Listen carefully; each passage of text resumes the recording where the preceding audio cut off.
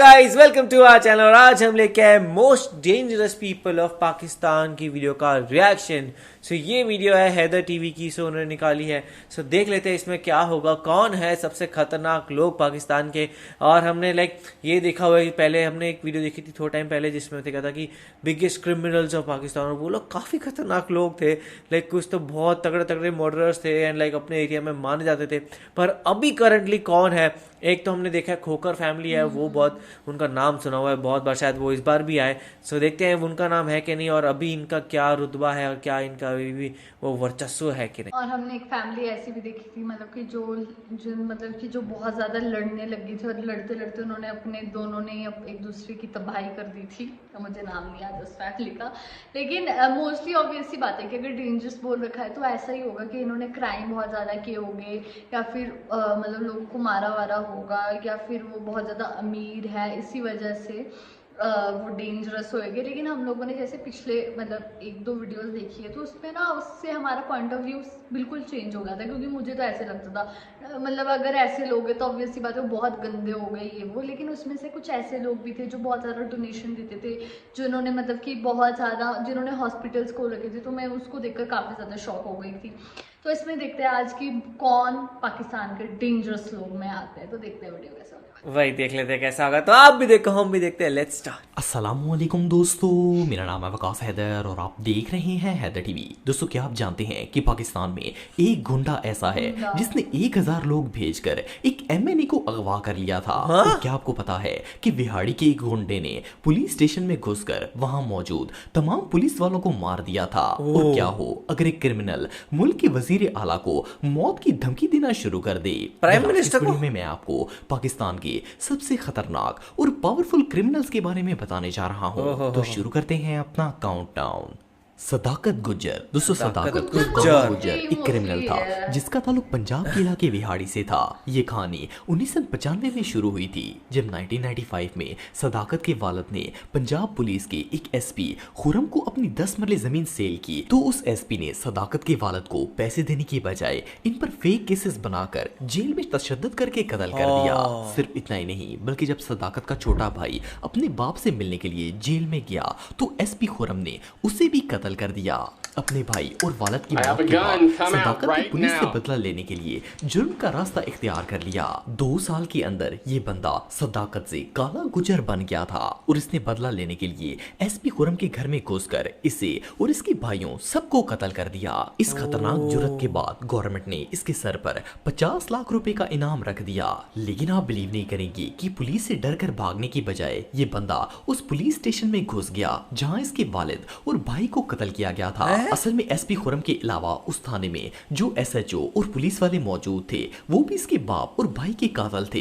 इसलिए इन सब से इंतकाम लेने के लिए ये बुर्का पहनकर उसी थाने में घुस गया और वहां मौजूद एसएचओ समेत सारी पुलिस वालों को कत्ल कर दिया। और सिर्फ इतना ही नहीं, बल्कि इबरत के लिए इसने इन पुलिस वालों को कत्ल करने के बाद इनकी बॉडीज थाने के गेट के साथ लटका दी।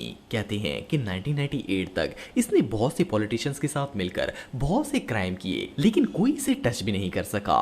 लेकिन फिर एक पुलिस मुकाबले में इसका इनकाउंटर कर दिया गया था। एनीवे जो भी हो, उस दौर में हर पुलिस वाले के दिल में इसका खौफ जरूर हुआ करता था। चौधरी नादर गुज्जर। दोस्तों, नादर गुज्जर इस वक्त के सबसे खतरनाक और पावरफुल लोगों में से एक है। इसका ताल्लुक कसूर से है। ये बेसिकली एक अमीर घराने से ताल्लुक रखता था। इस बंदे की कहानी तब शुरू हुई जब इसने एक शख्स से 8 किनाल जमीन खरीदी, पर कसूर के एमपीए अहमद खान ने उस जमीन पर कब्जा कर लिया। अहमद खान जिले का एमपीए था, लेकिन चौधरी नादर ने इसके बावजूद इस एमपीए के 7 लोगों को दिन दिहाड़े उसी जमीन के ऊपर कत्ल कर दिया और सिर्फ आधे घंटे में अपनी जमीन वापस ले ली। शक्लों ही डॉन लगता है। अपनी पावर का इस्तेमाल करके इसे जेल भिजवा दिया और नादर 3 साल तक जेल में रहा। जब ये जेल से छूटा और अपनी गाड़ी में घर जा रहा था तो एमपीए अहमद खान ने इस पर हमला करवा दिया। इस हमले में नादर के 2 भांजे कत्ल हो गए। लेकिन ये बंदा इतना इन्फ्लुएंशियल था कि इसने इसने अपने भांजों के मरने के सिर्फ 24 घंटों के बाद 1000 लोगों को अपने साथ लिया और एमपीए के बाप को इसके घर से अगवा कर लिया। आपको जानकर हैरानगी होगी कि अहमद खान का बाप कोई आम बंदा नहीं था, बल्कि नून लीग का मौजूदा एमएनए था। पर इसके बावजूद चौधरी नादर ने उसे अपने घर से उठवा कर गायब कर दिया और बाद में इसकी लाश दूसरे शहर से बरामद हुई थी। लेकिन इतना सब कुछ करने के बावजूद कोई इस शख्स का कुछ नहीं बिगाड़ सका। ये शख्स आज भी खुले आम घूम रहा है, आज भी किसी की जरूरत नहीं है किसे टच कर सके।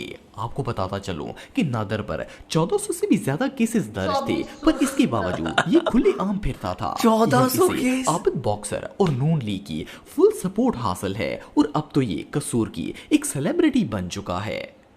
अरशद भट्टी, क्या भाई क्या हो रहा है, कैसे मंकी रिपब्लिक है। पंजाब के इलाके शेखुपुरा से था। ये एक ईमानदार ऑफिसर था जो अपनी ड्यूटी निभा रहा था, लेकिन 2001 में शेखुपुरा के एमएनए ने इस इंस्पेक्टर से एक कत्ल के मामले में फेवर मांगी और अरशद ने गलत काम करने से मना कर दिया।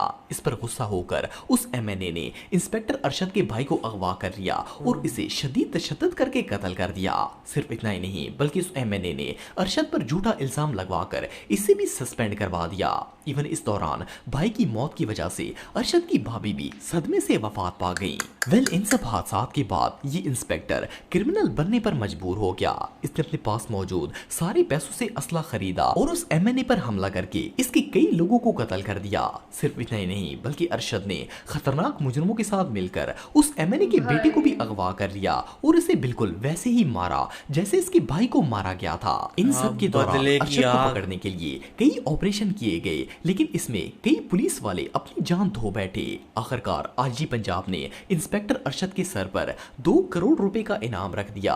एक और मजे की बात यह है कि जब ये फरार था तो पंजाब गवर्नमेंट ने इसकी प्रॉपर्टी पर कब्जा कर लिया था। सो इसने उस वक्त के वजीर आला परवेज इलाही को फोन किया और इन्हें कत्ल करने की धमकी दी। ये बंदा इस हद तक खतरनाक बन चुका था कि गवर्नमेंट भी इससे डरती थी। इवन वजीर आजम पाकिस्तान ने खुद इसके इनकाउंटर का हुक्म दिया था और आखिरकार एक गद्दार की वजह से पुलिस भारी तादाद में इस पर हमला करने में कामयाब हो गई और इसे कत्ल कर दिया गया। माजा जट, दोस्तों ये जो शख्स आप देख रहे हैं ये कोई क्रिमिनल नहीं बल्कि एक स्कूल टीचर था। इसके वालिद साहब मुल्तान के एक जमींदार थे। इस कहानी का आगाज तब हुआ जब माजा जट के वालिद ने मुल्तान के एक एसएचओ को अपनी 4 एकड़ जमीन बेची। उस पुलिस वाले ने वो जमीन तो ले ली, लेकिन पैसे अदा नहीं किए, बल्कि उल्टा इसके वालिद पर फेक केसेस लगाकर इसे जेल में डाला और तशद्दुद करके कत्ल कर दिया। सिर्फ इतना ही नहीं, बल्कि उस एसएचओ ने उस कत्ल का इल्जाम भी उसके बेटे यानी माजा जट पर लगाकर उसे भी जेल में डाल दिया। 2 साल तक जेल में रहने के बाद कोर्ट ने सबूत ना मिलने पर माजा जट को आजाद कर दिया। लेकिन उस अरसे में ये टीचर से एक क्रिमिनल बन चुका था। जेल के अंदर लाइफ ने क्रिमिनल बना दिया। दोस्ती कर ली और बाहर निकलते ही इसने उस एसएचओ को सरेआम रोड पर ऑन ड्यूटी कत्ल कर दिया। इस कत्ल के बाद उस एसएचओ के भाई ने पुलिस का सहारा लेकर माजा जट और इसके साथियों पर हमला कर दिया। लेकिन जिन लोगों के साथ माजा जट की दोस्ती हुई थी वो कोई आम लोग नहीं थे, बल्कि दर्जनों पुलिस ऑफिसर्स ने जब उन लोगों पर हमला किया तो उन्होंने ग्रेनेड्स निकाल लिए और जब पुलिस वालों पर बॉम्ब्स फूटे तो वो वहां से दुम दबाकर भाग गए। आप बिलीव नहीं करेंगे कि माजा जट को पकड़ने के चक्कर में ऑलमोस्ट 30 पुलिस वालों की मौत हो गई, लेकिन कोई इसका बाल तक बांका नहीं कर सका। खैर आईजी पंजाब ने इसके सर पर 70 लाख का इनाम रख दिया और पूरे मुल्तान में इसके पोस्टर्स लगवा दिए। आखिरकार मुखबरी से माजा जट को गिरफ्तार कर लिया गया। जब इसे गिरफ्तार किया गया तो डीएसपी ने इसे मारना शुरू कर दिया। माजा जट को उस डीएसपी पर इतना गुस्सा आया कि इसने पास मौजूद हवलदार से बंदूक छीनी और डीएसपी को सबके सामने कत्ल कर दिया। इस पर पूरी पुलिस फोर्स ने इस पर ओपन फायरिंग शुरू कर दी और सैकड़ों गोलियां मारकर इसे कत्ल कर दिया। एनीवेज क्रिमिनल की स्टोरी वाकई में बहुत शॉकिंग थी। इतना खतरनाक निकला यार। दोस्तों दिलावर एक ऐसा शख्स था जिसने 14-15 साल की उम्र में ही जुर्म का रास्ता इख्तियार कर लिया था। इसका ताल्लुक मुल्तान से था। असल में मुल्तान के एक सियासी ग्रुप ने इसके बड़े भाइयों को कत्ल कर दिया था क्योंकि इसकी फैमिली ने उन पॉलिटिशियंस को अपनी जमीन बेचने से इनकार कर दिया था। जमीन से लेना देना छोटा था, लेकिन इसने उस वक्त पुलिस में जाकर एफआईआर दर्ज करवाने की कोशिश की, पर पुलिस वाले एमएनए और एमपीए से मिले हुए थे और इन्होंने कोई एक्शन नहीं लिया। इसके बाद दिलावर ने जुर्म का रास्ता इख्तियार कर लिया और इवन ये इतना निडर था कि इसने डीएसपी का घर भी लूट लिया और 4 पुलिस वालों को भी कत्ल कत्ल कर दिया। इसके बाद दिलावर ने उस एमएनए का पता लगवाया जिसने इसके भाई को मारा था। जब उस एमएनए के बेटे की शादी हो रही थी तो दिलावर अपना बदला लेने के लिए वहां पर पहुंच गया और इसने उस पॉलिटिशियन और इसके बेटे दोनों को मार दिया। इस वाक़े के बाद पूरा मुल्तान इससे डरने लगा और इसका राज शुरू हो गया। इवन ये बंदा मुल्तान में बिजनेस करने वालों से भत्ता भी वसूल करता था। और तो और जब मुल्तान के डीपीओ ने इसे मना किया और इसे सरेंडर करने का हुक्म दिया तो ये गन्स लेकर डीपीओ ऑफिस में पहुंच गया और पुलिस फोर्स के सामने डीपीओ को कत्ल कर दिया। असल में इसने अपने जिस्म पर बम बांधा हुआ था तो डर से कोई भी पुलिस वाला इसके नजदीक नहीं आया। और तो और इसने बम की वजह से 11 पुलिस वालों को भी किडनैप कर लिया ताकि ये वहां से सेफली निकल सके।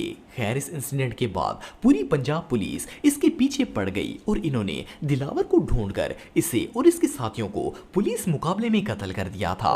बहरहाल जो भी हो, कभी कभार हालात ऐसे बन जाते हैं कि एक आम सा बंदा भी खतरनाक मुजरिम बनने पर मजबूर हो जाता है। कितने तगड़े क्रिमिनल्स थे ये लोग, पर काफी सारे ऐसे थे। लाइक सबका एक कॉमन ग्राउंड तो यही था कि जमीन, लाइक जमीन बेची या जमीन खरीदी और पैसा मिला या नहीं मिला और उस पर मारा पीटी शुरू। और दूसरा एक और था कि भाई यहाँ पे धोखाधड़ी हुआ। एंड कुछ लोगों के साथ ऐसा था, लाइक वो टीचर का ऐसा सुन के लगा, लाइक वो एक्चुअल में एक टीचर था, नॉर्मल इंसान था उसके, लेकिन उसके फादर को ऐसे पकड़ा गया, फिर उसको वहां पे जेल डाला गया। तो उसका हो गया कि बस अब मेरा खत्म, और उसने आके मारना धारना शुरू किया। और वो कितना ज्यादा खतरनाक बन गया कि उसने डीएसपी भी उसको मारा था, उसके सामने ही उसको गोली मार दी। लाइक वो अब सहन ही नहीं कर रहा था किसी की भी मार धाड़, वो उस तरीके का बन गया था क्योंकि लोगों ने उसको वैसा बनाया था। लाइक कई बार ऐसा होता है कि हालात आपको ऐसा बनाते हैं और कई बार आप ही वैसे होते हो। जैसे एक हमने देखा, एक 14 साल की उम्र से ही वो बनना चाह रहा था, तो पर ये है कि लाइक वो बनते गए और उनको वो और साथी भी ऐसे मिल गए। और पुलिस के लिए कितनी हालत खराब होती थी, इन लोगों के ऊपर तो फटाफट इनाम लग जाता था 70 लाख या 1 करोड़, पर पुलिस के लिए तो उनको फेस करना कितना मुश्किल हो गया था। पर ये था कुछ ना कुछ कहीं ना कहीं मुखबिरों की वजह से ही वो लोग पकड़े जाते थे, वरना उनका पकड़े जाना नामुमकिन जैसा। सीरियसली ये वीडियो देखकर ना बहुत ज़्यादा शॉक हो गई हूँ मैं, क्योंकि मतलब कि मोस्टली सबकी स्टोरी सेम ही थी। वो ज़मीन, मतलब कि एक तो सब 2-3 लोगों के साथ तो यही फ्रॉड हुआ कि उन्होंने अपनी ज़मीन बेच दी, उनको ना पैसे दिए गए और उन पर केस छापा गया कि लाइक तुम इन्होंने कोई ज़मीन नहीं दी थी। उसके बाद ही वो क्रिमिनल बने, या तो किसी का ये था कि किसी के अपने को मारा गया था, उसके बाद ही उन्होंने क्राइम किया है। और मतलब कि मेरे लिए सबसे ज़्यादा शॉकिंग ये था कि जो उन्होंने गुज्जर की 2nd नंबर वाले गुज्जर की बात करी, तो उन्होंने बोला कि वो अभी भी खुलेआम घूम रहे हैं, उन पर कम से कम 2500 से भी ज़्यादा केसेस स्टिल वो खुलेआम घूम रहे हैं, उन पर अभी तक कुछ नहीं हो रहा है। तो मतलब लाइक आप मतलब इतने सारे आप पर केसेस है स्टिल आप, और ऐसा तो हुआ नहीं होगा ना कि एक केस का भी प्रूफ ना किया गया हो, ऐसा किया ही हुआ होगा, फिर भी पता नहीं क्या सीन है। वो मस्त घूम रहा है। और फिर तो यही है ना कि पाकिस्तान में आम जनता भी मतलब यही क्राइम करती रहेगी, क्योंकि कुछ होना तो है ही नहीं। बाकी ये वीडियो तो मुझे काफ़ी ज़्यादा वियर्ड ही लगी, सही बोलूँ तो। और ये डेंजरस लोग का क्या ही पता, ये लोग तो आम लोगों को भी मार दे। पर इसको देखकर ये भी पता लगा कि उन्होंने सिर्फ उन लोगों को ही मारा। पहले उन्होंने सिर्फ उन लोगों को मारना चाहते थे जिन्होंने गुनाह किया है, लेकिन बाद में वो लोग फिर सब भी उनके हाथ उसमें आ गए कि जो आ रहे हैं उनको सबको ही मारते जाए। पाकिस्तानी लोग सेफ नहीं है जब तक ये लोग हैं। पर ये इनमें से मोस्टली सारे लोग ही शायद खत्म कर दिए गए हैं। तो आप लोगों को कैसा लगा ये वीडियो, आपको कुछ जरूर बताएगा। ऐसे लाइक करते जाए, कमेंट करते जाए, शेयर करते जाए। सब्सक्राइब करते जाइए। बाय।